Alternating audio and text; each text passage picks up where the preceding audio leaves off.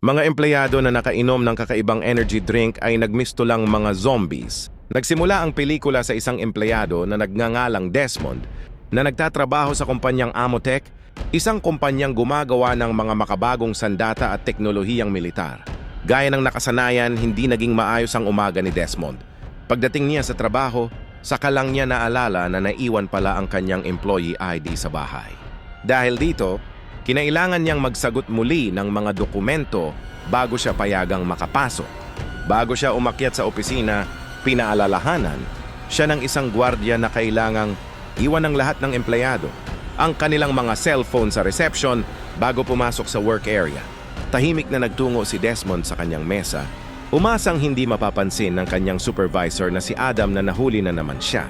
Ngunit imbes na magtrabaho, naglaro pa siya ng video game sa computer. Hindi nagtagal, ipinatawag siya ni Adam sa opisina. Hindi natuwa si Adam. Pinagsabihan niya si Desmond dahil sa palagi nitong paglalate, saka ibinalita na magsasanib ang Amotech sa isa pang kumpanya. Dahil dito, nanganganib ang trabaho ng lahat ng empleyado. Nagbigay si Adam ng huling babala. Kapag hindi natapos ni Desmond ang kanyang report bago matapos ang linggo, tuluyan na siyang matatanggal sa trabaho. Pagbalik niya sa kanyang mesa, pinag-uusapan na ng kanyang mga katrabaho ang nalalapit na merger. Ayon kay Lent, halos kalahati na ng mga empleyado sa kabilang kumpanya ang natanggal sa trabaho. Dagdag pa ni Murad, isa pa nilang kasamahan ang sinibak noong nakaraang gabi. Hindi ito pinaniwalaan ni Desmond. Para sa kanya, sobra lang ang pag-aalala ng lahat. Sa malas, narinig ng regional manager na si Marcos ang usapan. Sa halip na pakalmahin ang mga empleyado, lalo pa niya silang kinutiya. Tuwang-tuwa siya sa merger dahil naniniwala siyang ito ang magiging susi sa kanyang promosyon. Hindi pa natatapos ang usapan ng makatanggap si Desmond ng tawag upang pumunta sa isa sa mga research laboratory. Pagdating doon, tinanong siya ng siyentistang si Nicholas tungkol sa mga robotic components na matagal na nitong ipinapa-order. Nagkunwari si Desmond na inaasikaso na niya ang mga ito. Hindi nagpaniwala si Nicholas. Ipinaalala niyang mahigit 1 buwan na niyang hinihintay ang mga piyesang iyon. Dahil sa inis, pinaandar ni Nicholas ang isang experimental machine. Sa isang iglap, pinira-piraso nito ang test sample at tumalsik ang mga labi sa buong silid, dahilan upang matalsikan si Desmond at mapangiwi sa sobrang pagkadiri. Habang paalis, basta na lamang itinapon ni Desmond ang kanyang hindi pa tapos na mga papeles sa basurahan. Doon niya narinig ang pag-uusap ng mga siyentista tungkol sa isang eksperimento na hindi pa umano handang ilabas.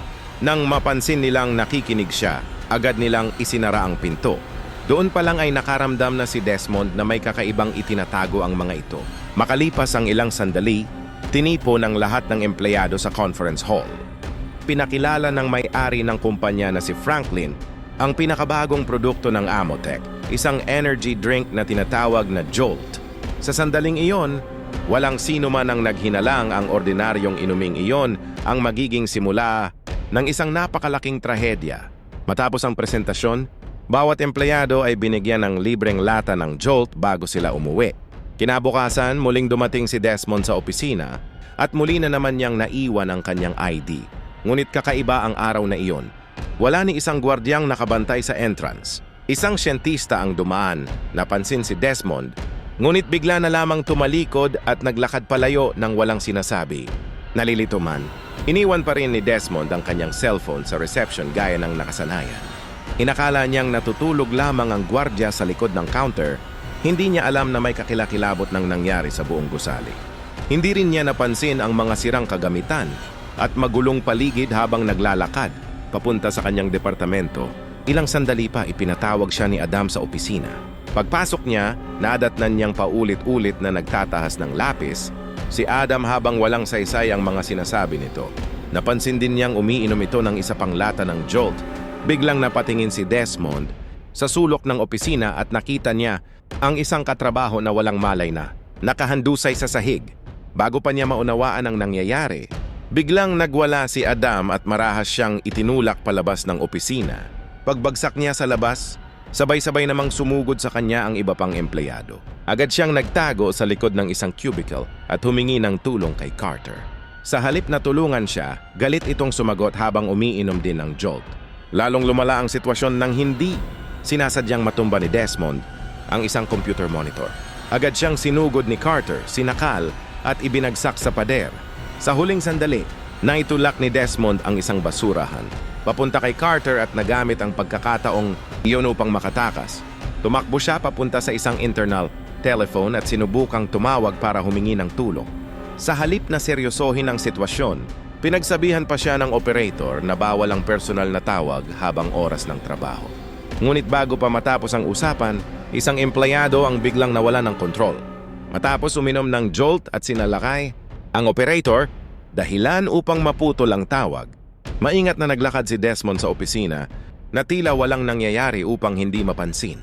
Pagkatapos ay mabilis siyang tumakbo papunta sa hagdanan. Biglang tumunog ang relong regalo sa kanya ni Samantha. Napahinto siya. Hindi niya kayang iwan si Samantha. Agad siyang nagtungo sa opisina nito. Naka-earbud si Samantha kaya hindi nito napansin ang kaguluhan. Nagmamadaling sinabi ni Desmond na kailangan na nilang umalis. Ngunit bago pa sila makaalis, biglang kumalat ang maiitim na ugat sa balat ni Samantha at agad nitong sinalakay si Desmond. Nag-agawan sila sa loob ng opisina habang pilit iniiwasan ni Desmond na saktan siya. Sa wakas ay nakahanap siya ng pagkakataon at naitulak si Samantha hanggang mawalan ito ng malay.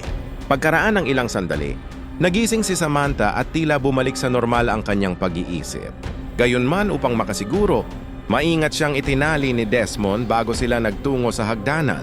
Pagsilip nila sa hallway, bumungad sa kanila ang napakaraming infected na empleyadong gumagala sa paligid. Dahil wala silang ibang matatakbuhan, mabilis silang nagtago sa isang storage room. Ilang segundo pa lamang ang lumilipas nang biglang lumitaw si Murad. Agad siyang sinunggaban ni Desmond dahil inakala niyang isa rin itong infected. Ang una niyang tanong, "Uminom ka ba ng jolt?" Kalmadong sumagot si Murad, "Hindi. Nagfa-fasting ako ngayon." Tahimik silang naghintay hanggang sa tuluyang makaalis ang mga infected.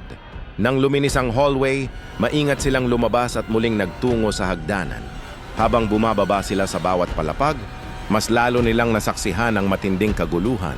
Kung saan-saan ay may mga empleyadong nag-aaway at nag-aatake sa isa't isa. Sinubukan nilang gamitin ang elevator. Ngunit nang bumukas ang pinto, bigla na lamang bumulusok pababa ang elevator. Karat malakas na bumagsak sa ibabang palapag. Dahil wala na silang ibang paraan, naisip nilang dumaan sa ventilation duct. Sa kasamaang palad masyadong makitid ang lagusan at hindi kasya si Samantha. Napilitan silang isuko ang planong iyon at muling nagtago sa isa pang opisina, umaasang makakahanap sila ng mas ligtas na paraan upang